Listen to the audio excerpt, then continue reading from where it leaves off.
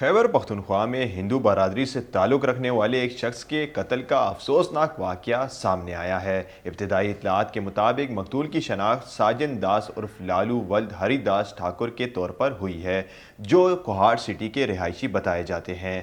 ذرائع کے مطابق انہیں نوشہرہ کے علاقے میں قتل کیا گیا، جس کے بعد مقامی کمیونٹی میں تشویش کی لہر دوڑ گئی۔ ساجن داس کو ہندو کمیونٹی سے وابستہ ایک معروف شخصیت بتایا جا رہا ہے۔ ابتدائی اطلاعات میں بعض ذرائع نے جائیداد خاندانی تنازع کے امکان کا ذکر کیا ہے، تاہم اس حوالے سے حتمی موقف ابھی سامنے نہیں آیا۔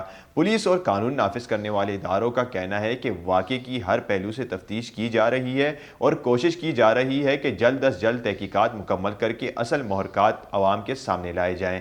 حکام کے مطابق شواہد کی بنیاد پر ملزمان تک پہنچنے کے لیے کارروائی جاری ہے۔ دوسری جانب مقامی برادری نے مطالبہ کیا ہے کہ واقعے کی شفاف تحقیقات کی جائیں اور ذمہ دار افراد کو قانون کے کٹہرے میں لایا جائے۔ واقعے کے بعد علاقے میں سیکیورٹی بڑھا دی گئی ہے اور پولیس نے عوام سے تعاون کی اپیل کی ہے تاکہ کیس جلد حل ہو سکے۔ ایسی مزید معلوماتی ویڈیوز کے لیے VNI ڈیجیٹل کو لائک کریں، فالو کریں اور سبسکرائب کریں۔ شکریہ۔